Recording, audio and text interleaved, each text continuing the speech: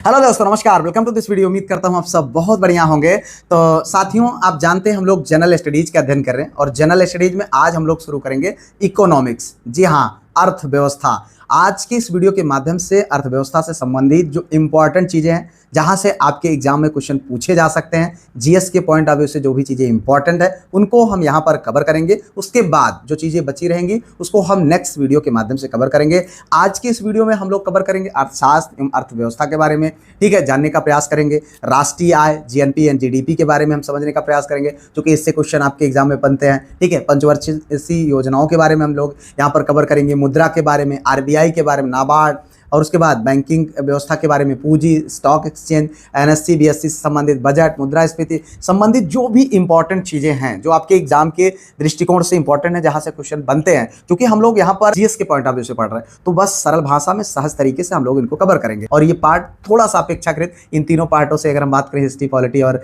जो है आपके जियोग्राफी वाले सेक्शन से, थोड़ा सा टफ होता है, लेकिन ये हम लोग सहज से सहज आसान भाषा में समझने का प्रयास करेंगे। साथियों, आप जानते हैं ये वीडियो नियमित तौर पर शाम को 7 बजे हमारे इसी यूट्यूब चैनल पर प्राप्त होती है। इसके अतिरिक्त मॉर्निंग में करंट अफेयर्स की क्लास आपको प्राप्त होती है। जो आप किसी भी प्रकार के गवर्नमेंट सर्विस के एग्जाम की तैयारी कर रहे हैं, तो ये श्रृंखलाएं बहुत ज़्यादा आपके लिए इंपॉर्टेंट है। अगर आप चाहते हैं जो कुछ भी मैं पढ़ाता हूँ, बोलता हूँ, सब कुछ लिखे हुए फॉर्म में मिल जाए, तो आप हमारे नंबर 9565272442 नंबर पर व्हाट्सएप के माध्यम से कांटेक्ट कर लें। छोटी सी फीस पे करके ग्रुप में जुड़ जाएं, जहां पर आपको ये सारी PDF, test, current affair, quiz, सब कुछ आपको आपके एग्जाम ओरिएंटेड हम प्रोवाइड कराते हैं।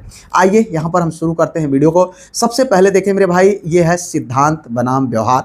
जी हाँ, सबसे पहले जब हम नाम आता है अर्थशास्त्र का, तो अर्थशास्त्र को समझेंगे, क्या होता है अर्थशास्त्र, और फिर उसके बाद अर्थव्यवस्था क्या होती है। दोनों चीज़ों को समझेंगे। थोड़ा सा चीज़ों को हो सकता है आपको जो है लगे कि यार क्या ज़रूरी है, लेकिन जितना ज़रूरी है हम उतना ही बता रहे हैं, तो थोड़ा भरोसा रखें। चीज़ों को कनेक्ट करते हुए हम आगे बढ़ेंगे, जिससे आगे और भी चीज़ें आसान होती चली जाएंगी। पर यहाँ पर आपको आपका टेंशन हम जरूर चाहेंगे।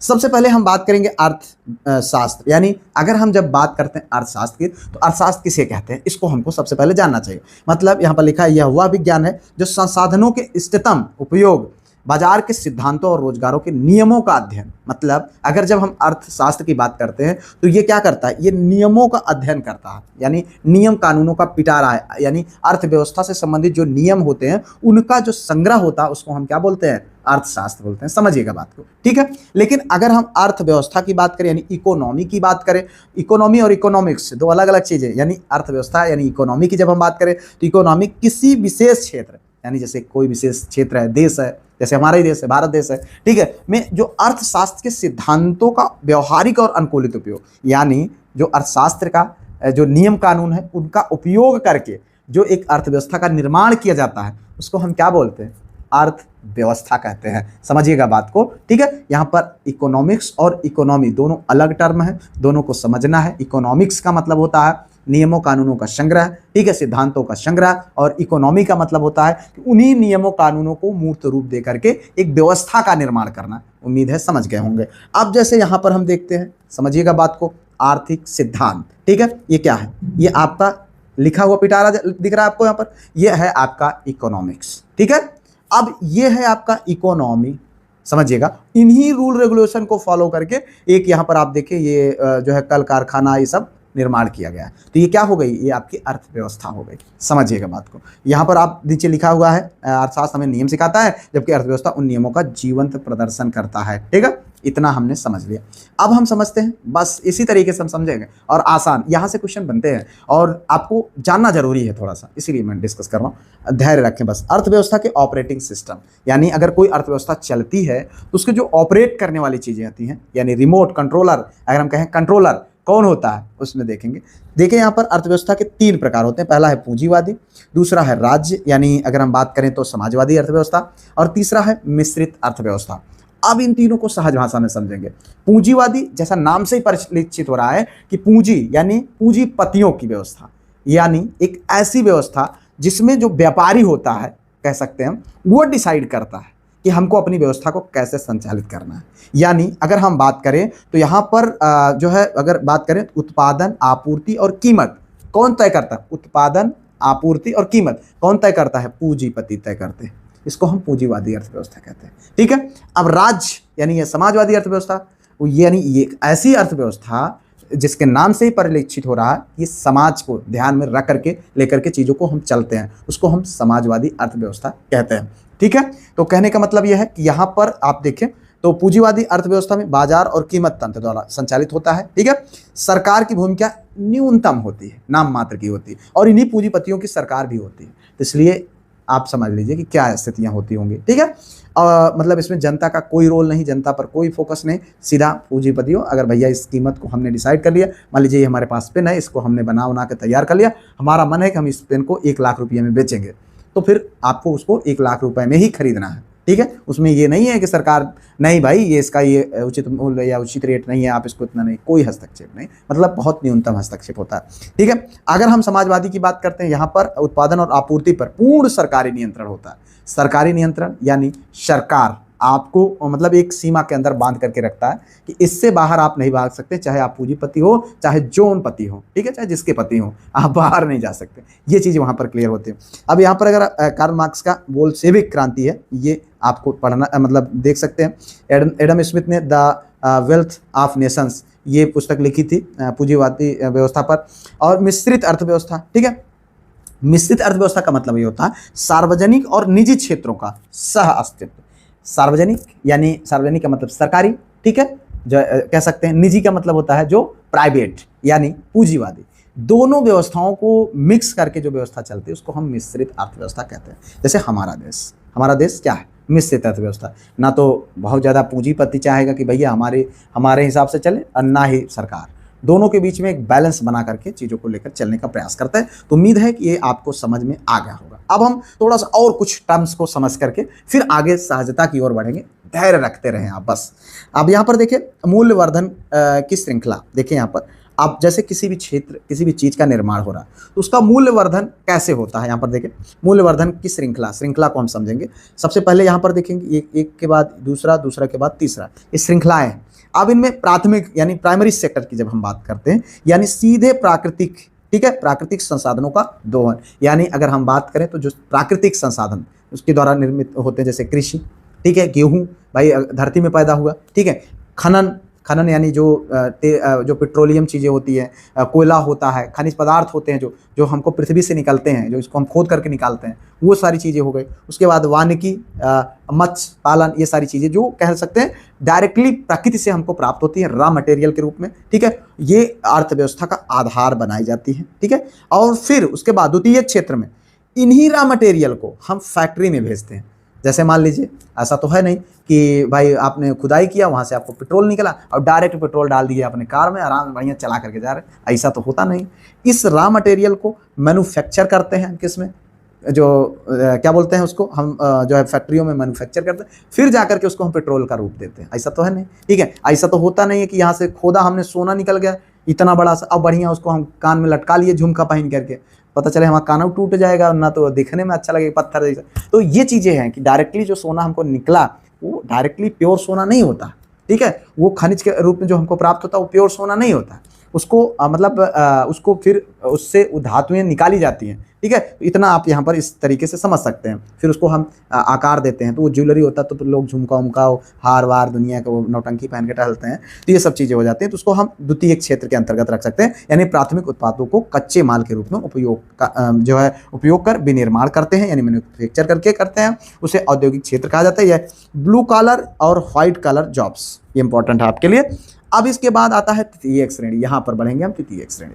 तृतीय श्रेणी जिनका इनसे कोई संबंध नहीं है, समझिएगा बात को, यानी ना तो वो प्रकृति से खोद करके निकाल सकते हैं, ठीक है, ना ही उसको हम फैक्ट्री में बना सकते हैं। समझिएगा बात को। जैसे यहाँ पर सेवाओं का उत्पादन, भाई सेवा करना है, बैंकिंग क्षेत्र है, तो ऐसा तो है नहीं कि हम कोई बैंक फैक्ट्री में बना देंगे, ठीक है, वो जनता को उसकी नीड है, एक सेवा क्षेत्र है, जनता गई वहाँ पर पैसा अपना रख दिया या अपना पैसा निकाल लिया, बैंक को भी उसका लाभ मिल रहा है, मतलब एक तरीके से कहें सेवा क्षेत्र है।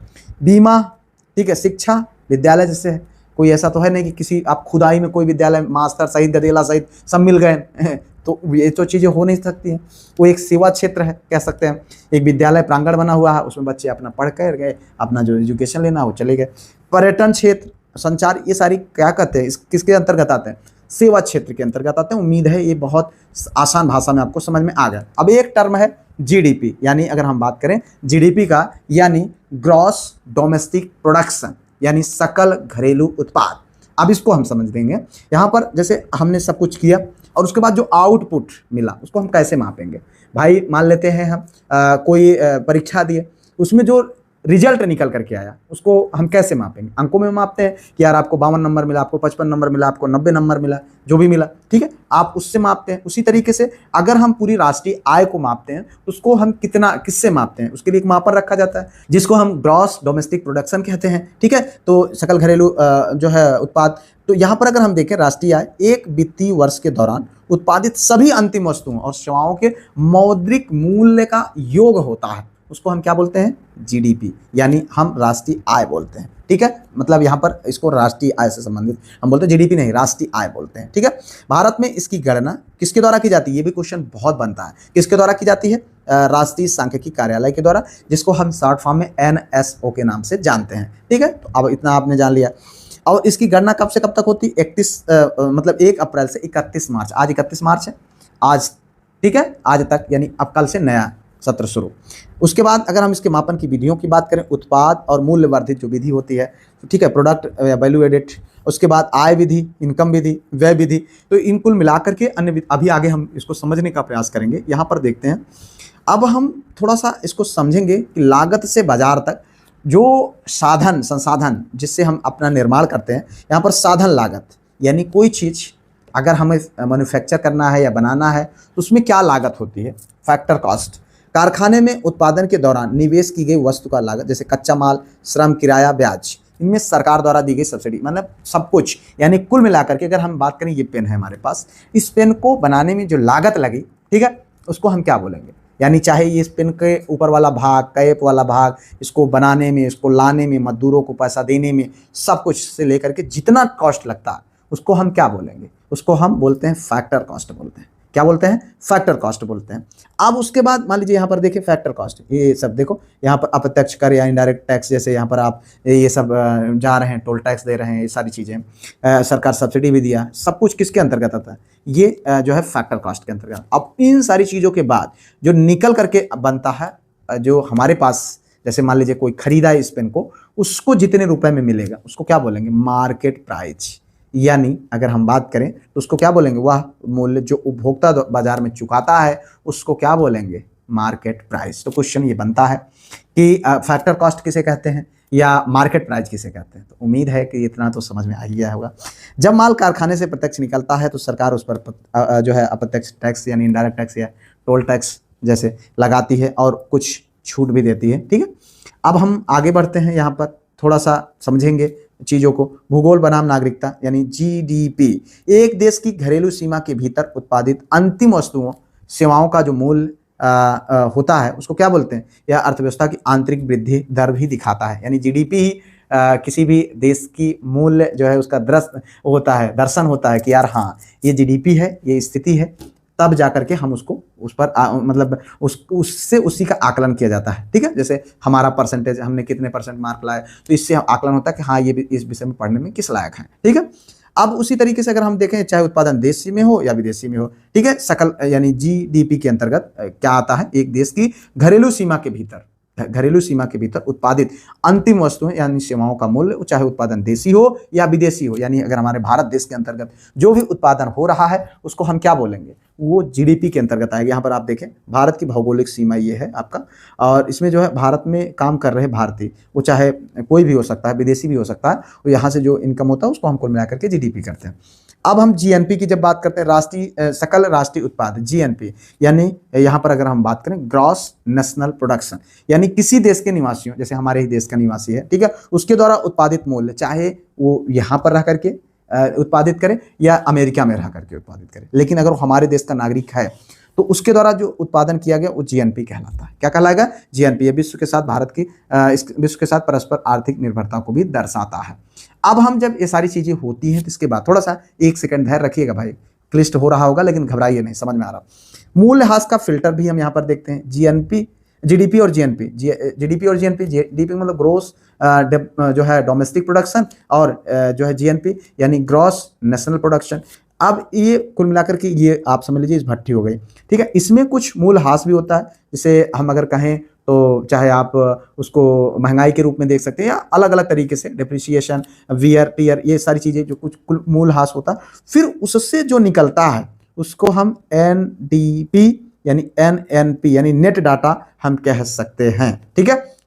यानी शुद्ध राष्ट्रीय यानी नेट जो है नेशनल जो है प्रोडक्शन कहते हैं, एनएनपी यानी नेट नेशनल प्रोडक्शन कहते हैं। यानी इस मूल्यह्रास को निकाल देंगे तो क्या मिलेगा हमको, नेट नेशनल प्रोडक्शन यानी शुद्ध राष्ट्रीय उत्पाद हमको प्राप्त हो जाता। अब इसको समझेंगे, सकल ग्रॉस जो है आंकड़ों में मशीनों और संपत्तियों की घिसावट छिपी होती है। समय के साथ उत्पादन क्षमता बनाए रखने के लिए इस घिसावट मूल्य यानी कटौती डिप्रिसिएशन को घटाना आवश्यक है। जब हम सकल में मूल्यह्रास हटाते हैं तो उसे हम नेट यानी निवल, जैसे नेट एग्जैक्टली, जैसे मान लीजिए जो एग्जैक्ट हमको डाटा प्राप्त होता वही वास्तविक होता है। यहाँ पर आप देखिए जीडीपी जीएनपी का मतलब, जीडीपी और जीएनपी देखो समझिएगा बात को मेरे भाई आसान भाषा में। जीडीपी का मतलब होता है ग्रॉस, जैसे आप अभी जब नौकरी पाएंगे तो उसमें एक सैलरी बनती है जो ग्रॉस वेतन आपका होता है, ठीक है। एक ग्रॉस वेतन होता है, एक इन हैंड वेतन होता है यानी नेट सैलरी होती है। ग्रॉस तो वो होगी जैसे मान लीजिए आपका मूल वेतन हो गया, मूल वेतन पर फिर महंगाई लगेगी, फिर आपको एचआरए लगेगा, सब कुछ लग जाएगा और उसके बाद फिर उसमें कुछ कटौतियां होती हैं। मूल वेतन मान लीजिए आपका 1 लाख हो गया, मान लीजिए एग्जाम्पल स्वरूप 1 लाख हो गया, 1 लाख हो गया जिसको ग्रॉस सैलरी बोली जाती है। तो ये क्या है, जो है ग्रॉस डोमेस्टिक प्रोडक्शन है, इस ग्रॉस सैलरी हो गई, लेकिन उस पर कुछ कटौतियां होती हैं। इनकम टैक्स कटौती हो सकती है, ठीक है। उसके बाद आपका एनपीएस की कटौती हो सकती है, कुछ और कटौतियां हो सकती हैं, ठीक है। तो वो जो कटौती होने के बाद जो सैलरी 50,000, 60,000, 70,000, 80,000, 90,000 जो आपको मिलेगा उसको हम नेट यानी यहाँ पर देखिए एनएनपी यानी नेट जो है नेशनल प्रोडक्शन यानी शुद्ध राष्ट्रीय उत्पाद कहते हैं। इस तरीके से आप समझ लीजिए, ग्रॉस एक अलग होता है और नेट एक अलग होता है। अब उम्मीद है कि एकदम सरल भाषा में समझ गए होंगे। चलिए आगे देखते हैं। अब यहाँ पर थोड़ा सा समझिएगा, धैर्य रखिए, इकोनॉमिक्स मजा आएगा। समृद्धि बनाम विकास, समृद्धि थोड़ा सा एक भारी भरकम शब्द लग रहा होगा ना, समृद्धि क्या है, लेकिन अगर हम इसकी अंग्रेजी देखें तो समृद्धि का मतलब ग्रोथ, वृद्धि ग्रोथ से समझ लेंगे, छोड़ो समृद्धि जाए दो, भाड़ में जाए दो उसको। अब हम समझेंगे विकास का मतलब होता है डेवलपमेंट, ठीक है। इन दोनों यानी ग्रोथ एंड डेवलपमेंट से हम इसको समझेंगे। आर्थिक समृद्धि यानी इकोनॉमिक ग्रोथ, यह केवल एक परिमाणात्मक परिवर्तन है, परिणामात्मक जो परिवर्तन होता है, जैसे जीडीपी या प्रति व्यक्ति आय यानी पीसीआई, ठीक है। तो पर कैपिटा इनकम, जैसे पीसीआई का मतलब पर कैपिटा इनकम में वृद्धि को दर्शाता है, ठीक है। आर्थिक समृद्धि वृद्धि को दर्शा रहा। और आर्थिक डेवलपमेंट यानी इकोनॉमिक्स डेवलपमेंट, यह एक व्यापक अवधारणा है। इसमें समृद्धि के साथ साथ यानी वृद्धि यानी ग्रोथ के साथ साथ लोगों के जीवन स्तर में कितना सुधार हुआ उसको भी हम शामिल करते हैं। वो तो सिर्फ आपको दिखा रहा है कि भैया आप 1 लाख वेतन पा रहे हो, ठीक है। ये क्या दिखा रहा है आपको, आर्थिक ये समृद्धि आपको दिखा रहा है कि ये आपका 1 लाख रुपया आपको खूब वेतन मिल रहा है, आपको दिखा दिया। लेकिन ये क्या दिखा रहा है, आर्थिक विकास। 1 लाख रुपया पा रहे हो वेतनवा तो शकलियों भी तो उस तरीके से बदलनी चाहिए। पहले चूहा जैसे शकल रहे, सुंदर हंसम बन जाओ, बढ़िया मस्त टीप टाप कपड़ा पहनो, गाड़ी वाड़ी से चलो, थोड़ा सा लोगों को लगना भी चाहिए कि हाँ यार कमा रहा। तो ये जो होता है इसको आर्थिक विकास यानी अगर हम कहें यह एक व्यापक अवधारणा, इसमें समृद्धि के साथ साथ जीवन स्तर में कितना गुणात्मक सुधार हुआ उसको दर्शाया जाता है। समझिएगा बात को। यहाँ पर क्या हुआ, ये आपको पूरा पैसा दिखा दिया कि इतना पैसा तो आप कमाते हैं, लेकिन चिरकुट जैसे ना बना रहा। अगर चिरकुट जैसे बने तो क्या फायदा यार। तो आर्थिक विकास ये जो है ये आपके वास्तविक जो आपके जीवन में जो बदलाव आया उसको दर्शाता है। आप यहाँ पर इस चीज़ को देख सकते हैं, देखो यहाँ पर ये चीज़ें हैं और उसके बाद ये चीज़ें हैं, ठीक है। चलो आगे देखो, आप इसके बाद जो रिजल्ट प्राप्त होता है उसको हम देखेंगे। मानव विकास सूचकांक, मानव विकास आप बहुत बार पढ़ते हैं, सूचकांक जारी होता है, किसके द्वारा जारी किया जाता है देखते हैं। अर्थशास्त्र अब महबूब उल हक द्वारा विकसित, और ये किसके द्वारा विकसित किया गया, महबूब उल हक द्वारा, और यूएनडीपी द्वारा ये प्रकाशित किया जाता है। बहुत बार हम लोग इसको सूचकांक देखते रहते हैं। यह 3 प्रमुख आयामों पर आधारित होता है, जैसे स्वास्थ्य, ठीक है, स्वास्थ्य 80%, जन्म के समय जीवन की प्रत्याशा, कई साल तक आदमी की उम्र मानी जाती है, शिक्षा, स्कूली शिक्षा के औसत और प्रत्याशित वर्ग ये है 75%, जीवन स्तर, प्रति व्यक्ति सकल आय, GNI यानी जो है पर कैपिटा इनकम, ठीक है। यहाँ पर देशों को 0 से लेकर 1 की स्केल पर मापा जाता है। तो इस तरीके से आप इसको बहुत आसान भाषा में समझ लें कि मानव विकास सूचकांक के अंतर्गत कभी कभी एक क्वेश्चन दे देगा कि मानव विकास सूचकांक के अंतर्गत कौन कौन चीज़ें आती हैं, तो उसमें स्वास्थ्य दे देगा, शिक्षा दे देगा, आय दे देगा, और उसके बाद एक कॉलम और जोड़ देगा। ठीक है, मान लीजिए उसमें कुछ और जोड़ दिया, ठीक है, जो है उससे आपसे पूछ लेगा कि इनमें से कौन जो है मानव विकास सूचकांक के अंतर्गत निहित नहीं है, तो आप फंस जाएंगे। इसलिए आप इस स्वास्थ्य, शिक्षा और आय 3 चीज़ों को याद रखें। ठीक है, आप देखो अगला, धन से परे राष्ट्रीय खुशहाली, जिसको हम ग्रॉस नेशनल हैप्पीनेस यानी GNH, यानी 1970 के दशक में भूटान द्वारा शुरू की गई संकल्पना या भौतिकवाद के बजाय मनोवैज्ञानिक और पारिस्थितिक स्वास्थ्य। जैसे ये नहीं है कि भौतिकवाद आज हमारे पास AC हो जाए, फ्रिज हो जाए, बढ़िया कार हो, खूब बड़ी जहाज हो, आराम से अकेले चल रहे हो, तो लेकिन उन सारी चीज़ों से के अतिरिक्त अंदर से खुशी हो कि नहीं हो, ये मैटर करता है। देखो एक चीज़ जान लेना, भाई आपके पास सब कुछ है, इसका मतलब ये नहीं है कि आप खुश हैं। आपके पास सब कुछ हो सकता है, बट खुशी एक अलग चीज़ है। आराम से 70 का पौवा संझा का लगाने वाला व्यक्ति पता चले नाली में लेटा हो और उसको दुनिया की सारी खुशी मिल रही हो कि हमसे बड़ा तो कोई नहीं है, हम दुनिया के सबसे अमीर आदमी हैं, वो वास्तविक, मतलब हम इसको सही नहीं कहते हैं, लेकिन वो जो महसूस कर रहा है आप उसको खुशी कह सकते हैं एक हिसाब से, लेकिन वो गलत है। ये थोड़ा सा हो सकता है हमारा एग्जांपल आपको गलत लग रहा हो, लेकिन आप समझिएगा खुशहाली, खुश का मतलब ये है हम खुश हैं, हमको लग रहा है कि हमने अच्छा काम किया है, हम आपको चीज़ों को दे रहे हैं, पढ़ा रहे हैं, आपको अच्छी चीज़ें दे रहे हैं, तो हमें एक अंदर से संतुष्टि मिल रही है कि नहीं यार ये चीज़ें हम कर रहे हैं। ये जो वास्तविक खुशी जो अंदर से निकलती है, उससे बड़ा प्लेजर कुछ नहीं हो सकता है। हो सकता है हमारे पास उतने संसाधन या उतनी सारी चीज़ें, उतना रुपया पैसा, उतनी गाड़ी घोड़ा, उतना हवाई जहाज़, ये सारी चीज़ें नहीं है, बट हम सुखी हैं, खुश हैं। हमको भले मेहनत करना पड़ा लेकिन हम खुश हैं। और बहुत सारी चीज़ें, जैसे मान लीजिए अंबानी, अडानी को, इनके पास तमाम पैसे हैं, तमाम सारी चीज़ें, लेकिन क्या आप मानते हैं वो खुश है? हमें तो नहीं लगता है। तमाम सारी चीज़ों को लेकर के बहुत सारे रिपोर्ट्स आते हैं। तो कहने का मतलब ये है कि खुश होना और संसाधन आपके पास उपलब्ध होना, दोनों चीज़ों में अलग अलग, मतलब दोनों चीज़ें अलग हैं। आपके पास संसाधन है, बट आप अगर अंदर से खुशी नहीं है तो उसका कोई मतलब नहीं है। ठीक है, तो कहने का मतलब एक गरीब आदमी खुश हो सकता है, एक अमीर आदमी भी डिप्रेस्ड हो सकता है। आप अक्सर देखते होंगे डिप्रेशन गांव के लोगों के अंदर नहीं होता है। हार्ट अटैक गांव में बहुत रेयर केस में देखने को मिलता है। मरता कौन है? शहर वाला जो AC में 24 घंटा लेटा हुआ। बाकी गांव वाला तो बढ़िया धूप में खेल रहा है, काम कर रहा है, गेहूं कटाई कर रहा है, उसको बहुत ज़्यादा कुछ होता नहीं है। तो यहाँ पर आप इस तरीके से समझ सकते हैं, ये धन से परे राष्ट्रीय खुशहाली के अंतर्गत ग्रॉस नेशनल हैप्पीनेस, यानी 1970 के दशक में भूटान द्वारा शुरू की गई संकल्पना एक या भौतिकवाद के बजाय मनोवैज्ञानिक और पारिस्थितिक स्वास्थ्य है। ठीक है, विश्व खुशहाली रिपोर्ट यानी वर्ल्ड हैप्पीनेस रिपोर्ट संयुक्त राष्ट्र द्वारा 2012 से जारी की जाती है, आप जानते हैं, और इसका रिपोर्ट आता है। यह 6 प्रमुख मापदंडों पर आधारित होती है। अब इसमें 6 प्रमुख मापदंड, प्रति व्यक्ति GDP, ठीक है, सामाजिक सहयोग, स्वास्थ्य, स्वस्थ जीवन, पता चले आदमी के पास खूब पैसा, अब मरा हो, लेटा हो ऐसे बेचारा बिस्तर पे, खूब पैसा का बिस्तर, सोने का बिस्तर लगा हो, लेकिन वो शरीर हाथ उठावेगी उसके पास ताकत ना हो, तो क्या पैसा, क्या खुशहाली मिलेगी उसको, जरा बताइए। तो ऐसा नहीं है, वही चीज़ें बताइए, राष्ट्रीय खुशहाली, लोक विश्वास, उदारता, ये सब क्या है? इन सारी चीज़ों से मिल करके उसको मतलब यहाँ पर अगर हम देखें तो एक जो है राष्ट्रीय खुशहाली का निर्माण होता है। ठीक है, अब यहाँ पर आगे हम देखेंगे भारतीय अर्थव्यवस्था, आय योजना और मुद्रा संबंधित चीज़ों को। अब देखेंगे सबसे पहले धन का मापन, राष्ट्रीय आय की अवधारणाएं। धन के मापन की जब बात आती है तो कैसे मापते हैं? GDP यानी सकल घरेलू उत्पाद, यानी देश की सीमा के भीतर उत्पादित, जो अभी हम लोगों ने देखा, यानी देश की सीमा के भीतर जो उत्पादित किया जाता है उसको हम क्या बोलते हैं? GDP यानी ग्रॉस कंप्लीट।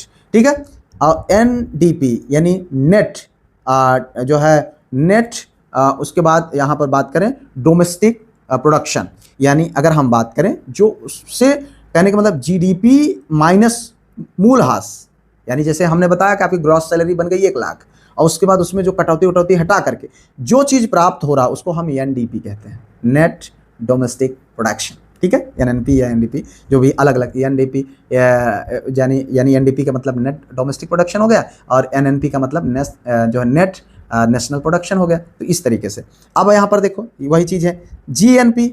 अब जब GNP की बात आती है, सकल राष्ट्रीय उत्पाद, यानी GDP प्लस विदेशों से प्राप्त शुद्ध आय, यानी भारतीय मूल का आदमी है वो यहाँ भी और विदेश में भी जो कमाएगा, जो इनकम करेगा, उसको हम किसके अंतर्गत रखेंगे? जो है GNP के अंतर्गत रखेंगे, ग्रॉस जो है नेशनल प्रोडक्शन। ठीक है, अब उसके बाद अगर हम बात करें उसमें जो माइनस होगी जीएनपी माइनस मूलहास, जैसे जीएनपी हमारी क्रॉस हो गई, पूरा नेट सैलरी हो गई, और उसमें जो कटौतियां हो रही है उसको हम क्या करेंगे, एनएनपी यानी नेट नेशनल प्रोडक्शन।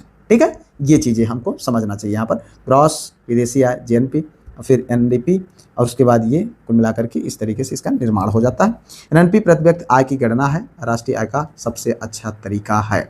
तो एनएनपी, जीडीपी, ये सब सारी चीज़ें आपको समझ में आ गई होंगी, उम्मीद करते हैं। ठीक है, मूल्यवर्धन की अवधारणा देखिए यहाँ पर, उत्पादन के प्रत्येक चरण में दोहरी गणना यानी डबल काउंटिंग से बचने के लिए जीवीए का उपयोग, जैसे ये सब सूत्र है बहुत ज़्यादा इंपॉर्टेंट नहीं है यार, गणना में शामिल अंतिम वस्तु, ये सब सारी चीज़ें बहुत ज़्यादा इंपॉर्टेंट नहीं है। कहने का मतलब ये है कि यहाँ से रॉ मटेरियल और इसके बाद वैल्यू, फिर इसका प्रोडक्टिव चीज़ निकल करके आती है। चलो आगे देखते हैं। अब यहाँ पर स्वतंत्रता पूर्व आर्थिक रूपरेखा, जैसे हमारे देश में इसकी संरचना संकल्पना कहाँ से शुरू हुई, इस पर हम देखेंगे। 1800 थोड़ा सा इतिहास को हम देख लें। दादा भाई नौरोजी द्वारा आय आकलन का प्रथम प्रयास किया गया, poverty and un British rule in India, जो उनके द्वारा एक पुस्तक लिखी गई। आप सोचे यहाँ पर जब सबसे पहली बार उन्होंने एक सोच थाट डेवलप किया कि आखिर हम गरीब क्यों हैं, क्यों, क्योंकि उन्होंने बताया कि हम गरीब इसलिए हैं, दादा भाई नौरोजी साहब ने कहा कि क्योंकि हमारे देश का पैसा हमारे देश में रुक ही ना रहा। भाई अंग्रेज थे, वो लूट लाट करके लेके जा रहे थे, तब उन्होंने ये पुस्तक लिखी और लोगों को जागरूक करने का प्रयास किया। और फिर जब जो है कांग्रेस की स्थापना होती है, फिर उसके माध्यम से ये जाकर के धीरे धीरे जो है देश को आज़ाद कराने में भूमिका निभाते हैं। और 1838 में कांग्रेस योजना आती है, जो सुभाष चंद्र बोस की अध्यक्षता में एक राष्ट्रीय नियोजन समिति का जो है बनाई गई, और फिर उसके अध्यक्ष कौन बनाए गए, जवाहरलाल नेहरू साहब। ठीक है, बॉम्बे प्लान आया, जिसमें जो है 8 प्रमुख उद्योगपतियों, टाटा बिरला का प्लान था। ठीक है, और 1944 में गांधी योजना, श्री मन्ना रायड़ था। 1945-50 में जन योजना, और ये सर्वोदय प्लान जयप्रकाश नारायण साहब का। तो ये कुल मिलाकर के एक थोड़ा हमारा ऐतिहासिक बैकग्राउंड हम देख रहे थे। अब यहाँ पर हम बात करेंगे पंचवर्षीय योजनाएं। जी हाँ, नियोजन का युग, आधारशिला, योजना आयोग यानी 15 मार्च 1950 में इसकी स्थापना होती है, और पहले अध्यक्ष जवाहरलाल नेहरू। चूँकि आप जानते हैं योजना आयोग का अध्यक्ष वही होता है जो प्रधानमंत्री होते, तो हमारे प्रधानमंत्री साहब थे, तो यही जो है योजना आयोग के अध्यक्ष थे। प्रथम पंचवर्षीय योजना 1951 से 56 तक। ठीक है, ये मॉडल क्या था, हैराड डोमर मॉडल था। क्वेश्चन बहुत बार बना है कि प्रथम पंचवर्षीय योजना किस मॉडल पर थी, तो हैराड डोमर मॉडल पर। और प्राथमिकता क्या थे, कृषि और सिंचाई, जैसे भांगड़ा नांगल, दामोदर घाटी परियोजनाएं, ये सब किस पे, कृषि और सिंचाई। चूँकि हमारा देश उस समय बहुत स्ट्रगल कर रहा था, तो जो हमारी मूल पहचान थी, जैसे कृषि थी, कृषि को हम कैसे आगे की ओर बढ़ाएं, क्योंकि ज़्यादातर भाग जो है बिना सिंचाई के रह जाता था, और जिसकी वजह से प्रोडक्शन उतना अच्छा नहीं हो पाता था। तो इसीलिए कृषि और सिंचाई पर ध्यान दिया गया। इस तरीके से अलग अलग बांध बनाए गए, घाटियाँ बनाई गई। अब यहाँ पर देखें दामोदर घाटी, भांगड़ा नांगल बांध, तो जब ये जो है बांध बने और बांध के माध्यम से फिर बिजली का उत्पादन किया गया, और फिर उससे सिंचाई भी किया गया, तो जाकर के प्रोडक्शन को बढ़ावा देने का पहला मॉडल ये हमारा प्राथमिकता में था। ठीक है, अब द्वितीय पंचवर्षीय योजना की हम बात करें 1956 से 61 तक। ठीक है, ये महालनोबिस पर था, महालनोबिस मॉडल था। ये भी बहुत अच्छा है, बहुत इंपॉर्टेंट है, याद रखना भाई। ठीक है, भारी उद्योग, दुर्गापुर और भिलाई, राउरकेला इस्पात, यहाँ पर ये इस्पात लगाए गए, इस्पात का जो कारखाने लगे 15 जो है देखिए 1959 में जो लगे। ठीक है, कई कारखाना लगे, जो अगर हम बात करें तो रूस के सहयोग से, ठीक है, और जो है इंग्लैंड के सहयोग से तमाम इस तरीके के कारखानाएँ लगे। तो भारी उद्योगों को बढ़ावा देने के लिए दुर्गापुर में भिलाई, राउरकेला, ये सब इस्पात कारखाना वहाँ पर मतलब लगाए गए दूसरी पंचवर्षीय योजना के अंतर्गत, जिसे महालनोबिस मॉडल कहा जाता है, इंपॉर्टेंट है। अब मध्य युग में हम पहुँचते हैं, तो संकट और अनुकूलन, चूँकि तीसरी योजना के दौरान 1961 की बात करें, क्योंकि ये विफल रहा उस समय तक, 10 साल तो बढ़िया चला था, लेकिन उसके बाद विफल रहा, क्योंकि चीन का युद्ध 1962 में हुआ, हमारा देश वहाँ पर डिस्टर्ब रहा। फिर भारत पाकिस्तान का युद्ध हुआ 1965 में, और फिर भयंकर सूखा पड़ा। तो इसलिए ये योजना थोड़ा सा, तीसरी जो योजना थी, ये अपेक्षाकृत सक्सेस नहीं हो पाई थी। ठीक है, जो टारगेट रखा गया। प्रथम योजना अवकाश 1966 से 69 के बीच, संकट के कारण 3 वार्षिक योजनाएं चली। अब पांचवी योजना की हम बात करते हैं, गरीबी उन्मूलन, जो कि इंपॉर्टेंट है, यानी गरीबी हटाओ का नारा दिया गया। किस उस समय प्रधानमंत्री कौन थी, इंदिरा गांधी थी। ठीक है, गरीबी हटाओ का नारा दिया गया, एक बड़ी व्यापक पैमाने पर चलाया गया। ठीक है, और आत्मनिर्भरता पर सर्वोच्च प्राथमिकता थी कि हमारा देश आत्मनिर्भर हो, ठीक है। अनवरत योजना जैसे रोलिंग प्लान 1978 से 80 जनता पार्टी सरकार द्वारा लागू हुआ, गुन्नार निर्माण संकल्पना लाई गई। ठीक है। अब उदारीकरण और आधुनिक युग पर हम बढ़ते हैं धीरे धीरे। 8वीं योजना जो कि 1992 से 97 तक मानव संसाधन विकास यानी ह्यूमन रिसोर्स डेवलपमेंट और प्रधानमंत्री रोजगार योजना इस दौरान लागू किया गया। 11वीं योजना जो कि इंपॉर्टेंट है 2007 से 12 तक की सबसे सफल योजना रही। ठीक है, 7 से 12, और इस दौरान दुनिया का सबसे बड़ा अर्थशास्त्री हमारा प्रधानमंत्री भी था। ठीक है। औसत समृद्धि दर जो कि 8% सर्वाधिक थी और लक्ष्य तीव्र एवं समावेशी विकास था। ठीक है। अब हम 12वीं योजना की बात करें जो कि अंतिम पंचवर्षीय योजना थी। इसका मुख्य उद्देश्य था तीव्रतर, अधिक समावेशी और धारणीय विकास। 12वीं पंचवर्षीय योजना अंतिम पंचवर्षीय योजना थी जो है 2017 में जिसको रद्द कर दिया गया और उसी के स्थान पर एक नई जो है योजना लागू किया गया जिसको हम नीति आयोग के नाम से जानते हैं, नाम बदला गया और यहाँ पर योजना आयोग के स्थान पर, ठीक है, इसका भी अध्यक्ष सेम वही प्रधानमंत्री ही। गवर्निंग काउंसिल, इसमें राज्यों के मुख्यमंत्री और उपराज्यपाल, ठीक है, सेंट्रल गवर्नमेंट के उपराज्यपाल और राज्यों के जो है मतलब जो केंद्र शासित प्रदेश हैं उसके जो है उपराज्यपाल और राज्यों के मुख्यमंत्री, इसके जो है गवर्निंग काउंसिल होते हैं। कार्यप्रणाली, यह एक थिंक टैंक की तरह कार्य करता है। नीति आयोग, नीतियाँ बनती हैं और जो है अलग अलग देश के अलग अलग कोने पर जो है जो भी समस्याएं होती हैं उन पर अलग अलग प्रदेश के मुख्यमंत्री अपनी ओपिनियन रखते हैं चीज़ों को, ठीक है, तब जाकर के वहाँ पर नीतियाँ मतलब कहने का मतलब ये लेने का एक बहुत बड़ा जरिया है और एक अच्छा संसाधन। सहयोगी संघवाद को बढ़ावा देना, जहाँ ग्राम स्तर से योजना निर्माण में राज्यों को समान भागीदारी हो सकती है, ठीक है, होती है, सकती नहीं। अब हम बात करेंगे विनिमय का आधार मुद्रा, ठीक है, मुद्रा माने रुपया, जिसके लिए हम लोग परेशान रहते हैं। मुद्रा क्या है? अर्थव्यवस्था के दृष्टिकोण में कोई भी वस्तु जिसे विनिमय के माध्यम के रूप में व्यापक रूप में स्वीकार किया जाता है उसको हम क्या बोलते हैं? ठीक है, उसको हम जो है रुपया बोलते हैं। विकास क्रम इसका वस्तु मुद्रा, ठीक है, धातु मुद्रा, पत्र मुद्रा, बैंक मुद्रा, प्लास्टिक मुद्रा, ठीक है। जैसे वस्तु मुद्रा आप देखो यहाँ पर पहले क्या होता था, पशुओं को दे करके या मतलब कुछ जो है गेहूं चावल या इस तरीके से अनाज सारी चीज़ों को दे करके, फिर उसके बाद सिक्के का आकार आया, फिर उसके बाद नोट का आकार आया और फिर इसके बाद अब आज क्या आ गया है, ऑनलाइन अकाउंट में पैसा आपको छूने की भी ज़रूरत नहीं है। तो इस तरीके से धीरे धीरे इसका मुद्रा का विकास होता है। यानी मुद्रा एक ऐसी पैसा, एक ऐसा जो है कह सकते हैं कि ऐसी व्यवस्था जिसके माध्यम से हम कोई भी चीज़ आराम से खरीद सकते हैं, ठीक है। अब मुद्रा आपूर्ति के मापन की जब हम बात करते हैं तो M0 से M4 तक इसका प्रक्रिया है। M0 से M4 तक समझिएगा, बहुत आसान भाषा में समझिएगा, ठीक है। यहाँ पर M0 का मतलब reserve high powered money, reserve यानी हाई पावर्ड मनी। संचालन में मुद्रा प्लस RBI के पास बैंकों का जमा प्लस RBI के पास अन्य जमा जो पैसा होता है उसको हम M0 कहते हैं, ठीक है। अब M1 की हम बात करें तो M1 यानी नैरो मनी, जनता के पास मुद्रा प्लस बैंकों की मांग यानी जमा, जिसमें अगर हम बात करें DD प्लस RBI के पास पैसा जो होता है उसको हम यहाँ पर M1 के अंतर्गत रखते हैं, ठीक है। ये हो गया। अब उसके बाद अगर हम बात करें M1 प्लस पोस्ट ऑफिस में बचत बैंक, M3 बोर्ड मनी, ये सब है बैंकों की समय जमा, और M4 का मतलब M3 प्लस पोस्ट ऑफिस की कुल जमा। तो ये कुल मिलाकर के है भैया, बहुत ज़्यादा इंपॉर्टेंट नहीं। अब हम बात करते हैं इंपॉर्टेंट चीज़ पर। यहाँ पर है तरलता यानी लिक्विडिटी। जी हाँ, तरलता, किसी संपत्ति को बिना मूल्य खोए कितनी जल्दी नकदी में बदला जा सकता है, वो क्या है, कैसे में बदला जा सकता है, उसे हम तरलता यानी लिक्विडिटी कहते हैं, ठीक है। मुद्रा आपूर्ति, मापों की तरलता का क्रम हमेशा घटते क्रम में होता है। M1 यानी M1 का मतलब है सबसे अधिक तरल यानी एकदम लिक्विड, ठीक है। अब लिक्विड का देखो, सॉरी यहाँ पर हाई लिक्विड, ये हाई लिक्विड, जैसे कैश, पैसा 100 रुपये का नोट है तो 100 रुपये में जाए भैया, ठीक है, उसमें जो है आप कुछ कम ज़्यादा नहीं करा सकते, ठीक है, वो हाई लिक्विडिटी है।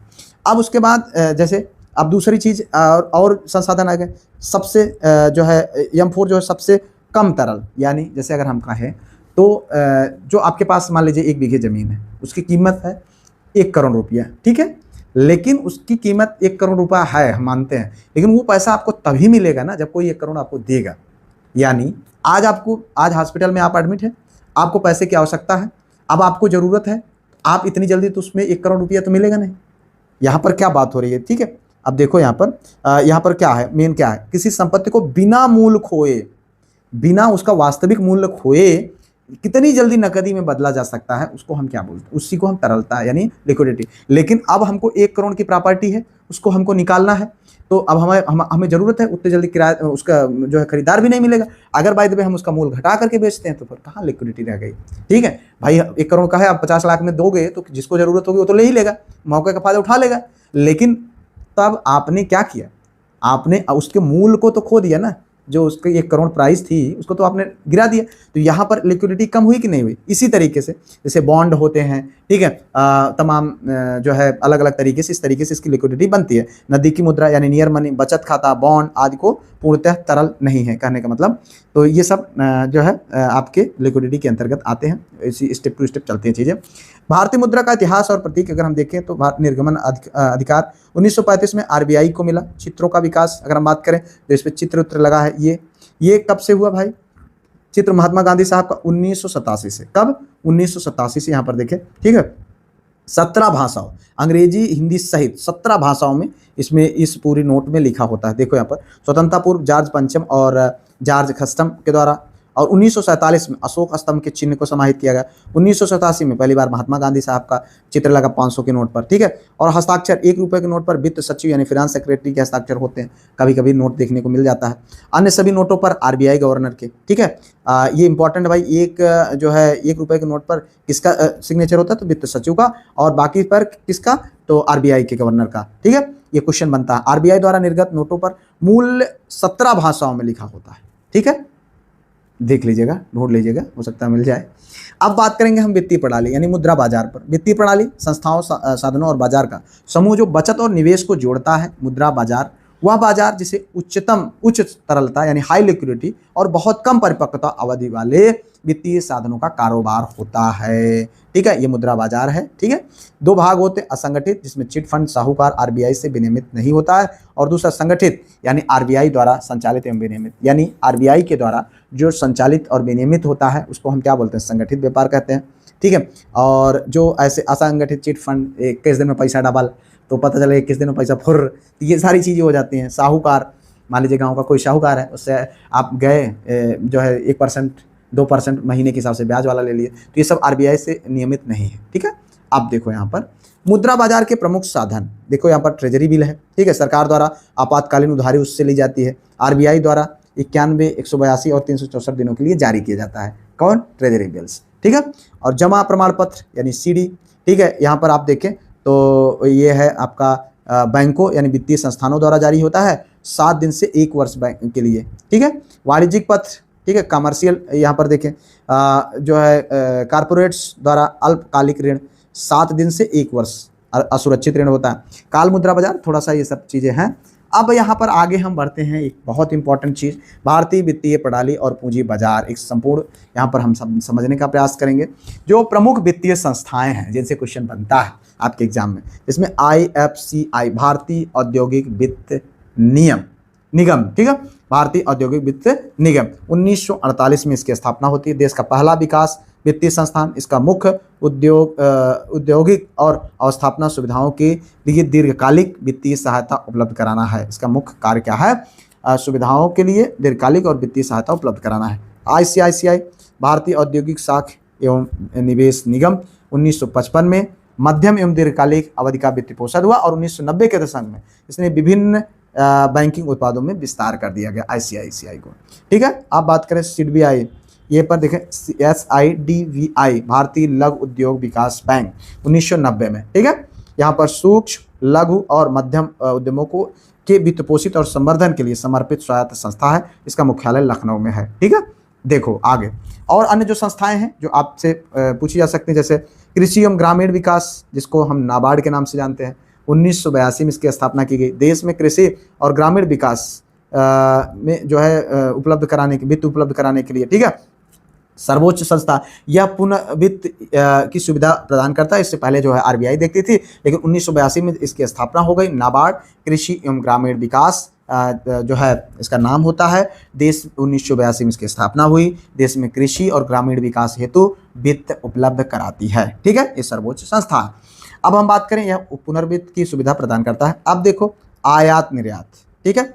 1982 में अंतर्राष्ट्रीय बाजार को बढ़ावा देने और निर्यातकों आयातकों को वित्तीय सहायता प्रदान करने के लिए इसका स्थापना हुई। आवास 1988 में डॉक्टर सी रंगराजन समिति सिफारिशों पर स्थापित यह आरबीआई का एक अनुषंगी संस्थान है जो आवास संबंधी वित्तीय आवश्यकताओं की पूर्ति करता है। सूक्ष्म उद्यम मुद्रा 2015 में, ठीक है, सूक्ष्म वित्त संस्थानों को पुनर्वित्त सहायता क्षेत्र देकर के दोनों उद्यम क्षेत्रों का विकास करना, तो ये आपका यहाँ पर इंपॉर्टेंट है, इतना आपको जानना चाहिए। मुद्रा और प्रतिभूति का जन उत्पादन केंद्र, जी हाँ। अब मुद्रा और प्रतिभूति, मुद्रा यानी पैसा कैसे जन्म होता है, प्रतिभूति यानी अगर हम कहें कि जो बॉन्ड होते हैं, जो शेयर मार्केट में अगर हम बात करें के रूप में इसको हम समझ सकते हैं स्टॉक, सिक्योरिटी और करेंसी प्रिंटिंग प्रेस। नासिक में करेंसी नोट तथा पासपोर्ट वीजा और डाक टिकटों का मुद्रण कराया जाता है, ठीक है। अब उसके बाद देवास उच्च सुरक्षा मानकों वाले बैंक नोट और विशेष स्याही का उत्पादन करता है। होशंगाबाद बैंक नोटों और नॉन जुडिशियल पेपर के लिए कागज का उत्पादन करता है। तो समझिएगा बात को, नासिक क्या करता है, करेंसी नोट तथा पासपोर्ट वीजा और डाक टिकटों का प्रिंटिंग करता है, ठीक है। देवास क्या करता है, उच्च सुरक्षा मानकों वाले बैंक नोट और विशेष स्याही का उत्पादन करता है, ठीक है। होशंगाबाद बैंक नोटों और न्याय जुडिशियल पेपर के लिए कागज का उत्पादन कराता है। हैदराबाद डाक लेखक सामग्री और केंद्रीय उत्पादन शुल्क स्टाम्प कराता है। टकसाल यानी मेंट्स सिक्कों का उत्पादन तथा सोने चांदी की परख, ठीक है। यह मुंबई, कोलकाता, हैदराबाद या नोएडा में स्थित है, ये सब यहाँ पे उसका उत्पादन होता है। अब हम पूंजी बाजार की संरचना पर ध्यान देंगे। इसके थोड़ा सा यहाँ पर देखिए, प्राथमिक बाजार, प्राइमरी बाजार, द्वितीय बाजार। इसकी प्रकृति की अगर हम बात करें, यह प्रतिभूतियों यानी शेयर बॉन्ड को पहली बार जारी करता है, ठीक है, प्राथमिक बाजार। और ये क्या करता है, यह पहले से जारी प्रतिभूतियों का खरीद बिक्री करता है, ठीक है। तो समझिएगा बात, प्राथमिक बाजार जो प्राइमरी मार्केट होता है वो क्या करता है, यह जो है नए जो बॉन्ड्स होते हैं उनको लॉन्च करते हैं, जैसे आईपीओ होता है, ठीक है। अभी उसको भी देखेंगे हम लोग। कंपनियां द्वारा सीधे निवेशकों से नई पूंजी जुटाया जाता है आईपीओ के माध्यम से। अब अगर इसके बात करें, निवेशकों को अपनी प्रतिभूतियां बेचने का मंच देना, ठीक है। निवेशक जो भी, मान लीजिए कोई एक कंपनी का निवेशक है, जैसे स्टॉक में आपका पैसा लगा है, उसके लिए आप अपना जो है बेच सकते हैं दूसरे को। या प्रत्यक्ष रूप से पूंजी में मदद करता है, यह नई पूंजी नहीं बनाता बल्कि बाजार में लिक्विडिटी प्रदान करता है। जैसे एक शेयर हम दूसरे खरीद लिए, दूसरा उसको मतलब दूसरा बेचेगा तभी तो हम खरीदेंगे। शेयर तो नियमित मतलब फिक्स होते हैं, हम खरीदेंगे, जब कोई बेचने के लिए ऑफर करेगा तो हम खरीद सकते हैं। तो इस तरीके की चीज़ें यहाँ पर आपको देखने को मिलते हैं। प्राथमिक फंड, अब समझना मेरे बात को यहाँ पर ध्यान से, इनिशियल पब्लिक ऑफरिंग जिसे बोलते हैं आईपीओ। जब कोई कंपनी अपनी पहली बार, कोई कंपनी मान लीजिए लिस्ट कर रहा है स्टॉक मार्केट में, तो वो जब कोई कंपनी पहली बार आम जनता के लिए अपने शेयर को जारी करती है तो आईपीओ कहा जाता है। लोग आईपीओ, आप लोग अगर हो सकता है जानते हो, तो आईपीओ में क्या होता है कि वो लिस्ट होती है कंपनी और फिर शेयर होते हैं, लोग उसमें अपने पैसे लगाते हैं, जिनको आईपीओ मिलता है उनको थोड़ा सस्ते रेट पर शेयर मिल जाते हैं, ठीक है। कभी कभी महंगे भी मिल जाते हैं, क्योंकि मार्केट में लिस्ट होता है जिस प्राइस पर, उस प्राइस से नीचे भी चले जाता है, तो तुरंत लिस्ट होते हैं। ये एफपीओ यानी फॉलो ऑन पब्लिक ऑफर, ये जब शेयर बाजार में पहले से सूचीबद्ध जो लिस्टेड कंपनी हैं वो अपनी अतिरिक्त पूंजी के नए शेयर लाती हैं, ठीक है। मान लीजिए जैसे वोडाफोन इंडिया कंपनी है, वो अतिरिक्त शेयर लाने के लिए एफपीओ ला देती है, पैसा भी उसको मिल जाएगा। निजी आवंटन, प्राइवेट प्लेसमेंट, आम जनता के बजाय केवल चुने हुए निवेशकों को शेयर निर्गत करना, इसका मतलब होता है राइट रिव्यू का मतलब राइट इश्यू। जब नए शेयरों का निर्गमन सबसे पहले वर्तमान शेयरधारकों को उनके मौजूदा शेयरों के अनुपात में ऑफर करना, ठीक है। बोनस शेयर होता है, वर्तमान शेयरधारकों को बिना किसी मूल्य के दिए जाने वाले अतिरिक्त मुफ्त शेयर जो होते हैं उनको बोनस के रूप में कंपनियां समय समय पर देते रहते हैं। तो इतना आप जाने। अब स्टॉक एक्सचेंज थोड़ा सा समझेंगे, यहाँ पर ये भी क्वेश्चन बनता है। अभी आपके एलटी ग्रेड में इसका फुल फॉर्म पूछ लिया था, ठीक है, किसका, एनएससी का फुल फॉर्म पूछा था। व्यापार का केंद्र, परिभाषा अगर देखें, एक संगठित बाजार जहां सूचीबद्ध कंपनियों के शेयरों का व्यापार होता है, यह निवेशकों को तरलता प्रदान करता है, ठीक है। जैसे मान लेते हैं कोई कंपनी है, जैसे कोई अच्छी कंपनी, रिलायंस कंपनी, बढ़िया कंपनी, आप टाटा मोटर्स है या जो भी है, तमाम 1-1.5 साल से तो एकदम सबकी ऐसी की तैसी पड़ी हुई है, जो मार्केट में फंसाई है, या जो बहुत महारथी हैं, बहुत नुकसान भी करे हैं, ठीक है। एक संगठित बाजार तथा सूचीबद्ध कंपनियों के शेयरों का व्यापार होता है, यह निवेशकों को तरलता यानी लिक्विडिटी प्रदान करता है। बीएससी का मतलब Bombay stock exchange. 2 stock exchange है हमारे यहाँ, एक एनएससी, एक बीएससी। एनएससी का मतलब होता है नेशनल स्टॉक एक्सचेंज और बीएससी का मतलब होता है बॉम्बे स्टॉक एक्सचेंज। तो बॉम्बे स्टॉक एक्सचेंज एशिया के पहले स्टॉक एक्सचेंज के रूप में 1875 में इसकी स्थापना हुई। इसका सूचकांक यानी सेंसेक्स, जो कि सेंसेक्स क्या होता है आप देखते हैं, बहुत तेजी से गिरता है, लोग उसमें ट्रेडिंग भी करते हैं, बहुत पैसा डुबाते भी हैं, कमाते भी हैं। 30 प्रमुख कंपनियों पर आधारित होता है सेंसेक्स। 3 प्रमुख बड़ी कंपनियों पर से मिलकर के सेंसेक्स बनता है। ठीक है, एनएससी जो होता है आप देखें, नेशनल स्टॉक एक्सचेंज, भारत का प्रमुख एक्सचेंज जिसका सूचकांक निफ्टी 50, ठीक है, निफ्टी होता है, जो कि 50 प्रमुख कंपनियों पर आधारित होता है। ठीक है, तो कहने का मतलब ये है कि आप किसी में भी खरीद बेच सकते हैं, हालांकि कोई बहुत बड़ा बाउंडेशन नहीं है। विश्व का पहला एक्सचेंज जो है एम्स्टर्डम 1602 में बना था। अन्य प्रमुख इस तरीके के बने हैं जो कि आपको नहीं जानने की बहुत ज़्यादा ज़रूरत है। आप कमोडिटी और स्पॉट बाजार वस्तुओं का व्यापार के बारे में हम बातें करेंगे यहाँ पर। वस्तु वायदा, कमोडिटी यानी कमोडिटी के अंतर्गत शेयरों की जगह पर जैसे भौतिक वस्तुएं, सोना, चांदी, कच्चा तेल, कृषि उत्पादन पर हम व्यापार करते हैं। ठीक है, जैसे क्या होता है कि जो स्टॉक मार्केट है तो उसमें हम डायरेक्ट पैसा लगाते हैं। ठीक है, शेयर, और उस शेयर पर पैसा लगता है और घटता बढ़ता उसी हिसाब से। लेकिन कमोडिटी में क्या होता है, हमारा जो पैसा लगता है वो किस पे लगता है, सोना पर, चांदी पर, कच्चा तेल पर, कृषि उत्पादन पर, इनके व्यापार पर पैसा हमारा लगता है। ठीक है, यह जो है एक वायदा होता है, वायदा अनुबंध होता है। ठीक है, कॉन्ट्रैक्ट होता है कि आज कीमत तय करेगी, डिलीवरी भविष्य की एक निश्चित तारीख पर होती है। प्रमुख एक्सचेंज की बात करें, MCX, NCDCX इसके प्रमुख एक्सचेंज है, तो ये भी क्वेश्चन आपके बन सकता है, इसलिए आप इसको ध्यान रखें। स्पॉट एक्सचेंज देखिए यहाँ पर, यह एक इलेक्ट्रॉनिक ट्रेडिंग प्लेटफॉर्म है जहां वस्तुएं क्रय विक्रय, तत्काल सुपुर्दगी, रेडी डिलीवरी कॉन्ट्रैक्ट के रूप में जानी जाती है। यह भविष्य के वादों के बजाय तुरंत निपटान जो है निर्भर करता है। अब हम बात करेंगे नियामक एवं रेटिंग एजेंसियां। ठीक है, जैसे सेबी। सेबी एक बहुत ही मतलब आप देखें तो ये बहुत इंपॉर्टेंट है, एक क्वेश्चन इस पर बना है कि इसकी स्थापना कब हुई, इसका फुल फॉर्म क्या है। 1988 में इसकी स्थापना होती है। 1992 के एक्ट द्वारा वैधानिक दर्जा दिया गया और इसका मुख्यालय मुंबई में है। ठीक है, सेबी भारतीय प्रतिभूति और जो है विनिमय बोर्ड। ठीक है, यहाँ पर देखिए शेयर बाजार की गतिविधियों को नियंत्रित करता है, निवेशकों के हितों की रक्षा करता है, इनसाइडर ट्रेडिंग को रोकता है। अब देखिए इसमें रक्षा अगर ये ना रहे तो भाई मान लो जो अंदर वाले हैं जो किसी उसमें है वो क्या करेंगे, आप अपने रिश्तेदारों को बता देंगे भैया आज हम मार्केट इतने बजे गिराएंगे, आप उस दौरान खरीद लेना, फिर इतने बजे हम उठा देंगे तो आप उसको जो है बेच देना। तो इस तरीके से पता चले उसका सब रिश्तेदार ही फायदा करो, गांव बाकी सामान्य लोगों को नुकसान ही होता चला जाएगा। तो इसको इनसाइडर ट्रेडिंग कहते हैं। ठीक है, अंदर की बातों को लीक कर देना, इसको इनसाइडर ट्रेडिंग कहते हैं, जो कि बहुत बड़ा अपराध है। और कई बार आप लोगों ने अभी देखा जो एक हर्षल मेहता, कौन सा मेहता जो है वो हुआ था, जो है स्कैम हुआ था। ठीक है, तमाम और भी जो है आप इस तरीके से होते रहते हैं। हालांकि इस पर बहुत कड़ा नियम है और इसको जो है कंट्रोल करती है सेबी। अब क्रेडिट रेटिंग एजेंसियों की बात करें, एजेंसियां उधार लेने वाले की साख क्षमता को निर्धारित करती है। जैसे क्रेडिट स्कोर, आपका सिविल स्कोर जो होता है, भारतीय एजेंसियों में अगर हम बात करें सिविल स्कोर, आपका सिविल स्कोर, आपने पैसा किसी बैंक से लिया और नहीं जमा किए तो क्या होगा, बैंक तो जो होगा करेगी उसके अतिरिक्त वो आपके सिविल स्कोर को धसा देगी। जब आप दोबारा जाएंगे तो आपका शकल नहीं कि आप कितने सुंदर दिख रहे हैं, बैंक को पैसा दे देगा। बैंक सबसे पहले आपका सिविल स्कोर देखता है, यार हाँ ये आदमी क्रेडिबिलिटी है कि नहीं है। आदमी की कोई वैल्यू नहीं है, आदमी के सिविल स्कोर की वैल्यू है। ठीक है, तो उस सिविल स्कोर को देख करके आगे फिर उसको दोबारा लोन मिलता है। तो इसलिए सिविल स्कोर बहुत इंपॉर्टेंट हो जाता है। जैसे अभी मान लीजिए आपने किसी से पैसा उधार लिया और बाद में वो पैसा खा लिया, देवे नहीं किए, तो क्या करेगा, दोबारा जब पैसा आप उससे मांगने जाओगे तो देगा, वो अपने कई पीढ़ियों को कहेगा कि भैया इनके पीढ़ी में पैसा मत देना, नहीं ये लोग बहुत खब्बू हैं, खा जाएंगे, पैसा देंगे नहीं, बेकार आदमी हैं।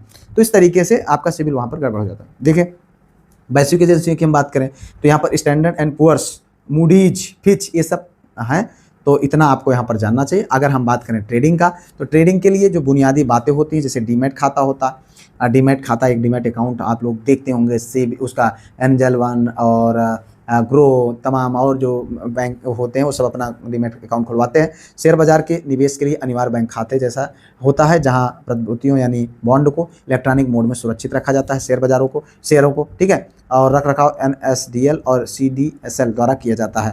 ट्रेडिंग एवं सेटलमेंट चक्र, शेयर खरीदने के आदेश में से लेकर के अंतिम भुगतान यानी लास्ट सेटलमेंट, खाते में शेयर आने के बीच में जो समय लगता है। कभी कभी क्या होता है कि कोई शेयर आप खरीदो तुरंत आपको मिल जाता है, लेकिन वो आपके जो है जो डीमैट अकाउंट है उसमें सेट होने में थोड़ा समय लगता है, तुरंत नहीं हो जाता है। ठीक है, शुद्ध संपत्ति मूल्य यानी NAV नेट एसेट वैल्यू, मान लीजिए आप कोई वो कर रहे हैं, जैसे म्यूचुअल फंड आप लोग सुनते होंगे, सही है, उसमें जब आप कुछ खरीदते हैं तो आपको जो एक यूनिट मिलती है, मान लीजिए आपका 10,000 पर महीने का SIP है, तो SIP 10,000 कटा तो 10,000 में आपको कितने NAV मिलता है। NAV का मतलब नेट एसेट वैल्यू। ये क्वेश्चन बहुत इंपॉर्टेंट है और बन सकता है।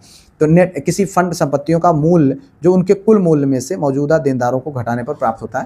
कहने का मतलब आपको 10,000 का पूरा उस एनएबी, एक एनएबी 100 रुपये का, तो कितना आपको क्या एनएबी प्राप्त हुआ, उसी से तो तय होगा ना, बाद में वो एनएबी ही तो घटता बढ़ता है, तो आपके प्राइस को डिसाइड करता है। अब बाजार की बात होती है बुल और बियर, ठीक है। बुल का मतलब होता है मार्केट जब ऊपर में जाता है, तेजी वाला में निवेशकों का समूह को भविष्य में बाजार के मूल्य ऊपर उठने की उम्मीद होती है, बुल मार्केट होता है। ये पूंजी लाभ की प्रत्याशा से शेयर खरीदते हैं जिससे बाजार में तेजी आती है, ठीक है। अब बियर मार्केट में मतलब गिरा जा रहा है, जैसे इस समय की स्थिति है, ठीक है। निवेशकों का समूह जो भविष्य में बाजार गिरने और पूंजी हानि की आशंका रखता है, वे नुकसान से बचने के लिए शेयर बेचते हैं जिससे बाजार में मंदी आती है, ठीक है। अभी विश्व युद्ध का माहौल बना हुआ है, तो इस वजह से अंश शेयर के प्रकार यानी स्वामित्व को जहाँ पर इक्विटी शेयर, वे कंपनी के वास्तविक स्वामी होते हैं। अगर मान लीजिए आपने किसी जो है कंपनी का शेयर खरीद लिया और अब आप उसके मालिक बन गए, ठीक है। मालिक समझ लीजिए, जो जोखिम और उनका दायित्व दोनों चीज़ें होती है। बस इतना समझिएगा, नुकसान में ही आपको बस शेयर ही से मतलब है। ऐसा नहीं है कि कल जाकर के सीईओ को हटाओ, हमारे शेयर खरीदा, चलो भागो कुर्सी खाली करो। वरीयता अंश यह है, इसमें समता अंशों की तुलना में लाभांश वितरण में प्राथमिकता दी जाती है, ठीक है। कंपनियों के दिवाला होने पर भुगतान में इन्हें वरीयता मिलती है, लेकिन इन्हें सामान्य मताधिकार प्राप्त नहीं होता है। स्वेट इक्विटी, ठीक है, कंपनी द्वारा अपने कर्मचारियों या संचालकों को विशेष योगदान एवं नकदी अतिरिक्त शेयर दिए जाते हैं। अब ऋण पत्र, ठीक है, बॉन्ड, ये दीर्घकालिक ऋण के अभिलेख हैं। बॉन्ड धारक अपने का जो है का लेनदार होता है, इसे कंपनी के हानि से स्वतंत्र एक निश्चित दर पर ब्याज पाने का पूर्ण अधिकार होता है। जीरो कूपन बॉन्ड, मसाला बॉन्ड, इस तरीके की ये सब सारी चीज़ें होती हैं। इनसाइडर ट्रेडिंग, जो अभी हमने बताया कि अंदर वाला आदमी चीज़ों की सूचनाओं को लीक कर दे। कंपनी के कर्मचारियों द्वारा गोपनीय जानकारी का अनुचित लाभ उठाकर ट्रेडिंग करना, सेबी का पूर्णतः इस पर प्रतिबंध है। पॉन्जी स्कीम, निवेशकों को अलावधि में अवास्तविक उच्च प्रतिफल, धोखाधड़ी स्कीम जैसे हाई रिटर्न प्रलोभन दे करके इन्वेस्टमेंट कराना, ठीक है। जंक बॉन्ड, ये सारी चीज़ें होती हैं, तो ये थोड़ा सा आपको इसको जानना चाहिए। इस तरीके से हम लोगों ने यहाँ पर उन इंपॉर्टेंट चीज़ों को कवर करने का प्रयास किया जो आपके एग्जाम के दृष्टिकोण से इंपॉर्टेंट है। बाकी बची हुई चीज़ें कल के वीडियो में हम लोग कवर कर लेंगे, जिससे आपके जो इकोनॉमिक्स वाला सेक्शन है और वो काफ़ी कुछ अच्छा हो जाएगा। और उसके बाद हम लोग उत्तर प्रदेश लोक सेवा आयोग के जो प्रीवियस ईयर क्वेश्चन है उनके माध्यम से प्रैक्टिस कर लेंगे, तो हम लोगों के लिए ये पार्ट बेहद सहज हो जाएगा। उम्मीद करते हैं चीज़ें बहुत आपके अनुकूल हुई होंगी, हमने पूरा प्रयास किया, ठीक है। और अगर अभी तक आपने वीडियो को लाइक, चैनल को सब्सक्राइब, हाइप, शेयर नहीं किया, पीडीएफ प्राप्त करना चाहते हैं तो इस नंबर पर आप क्वाइट जो है कर लीजिए 9565272442 नंबर पर व्हाट्सएप के माध्यम से कांटेक्ट कर लें। छोटी सी फीस पे करके ग्रुप में जुड़ जाएं और वीडियो को लाइक, शेयर, सब्सक्राइब, हाइप कर लीजिएगा, ठीक है। मिलता हूं किसी और वीडियो में किसी और टॉपिक पर, तब तक के लिए जय Hind, Vande Mataram, best of luck.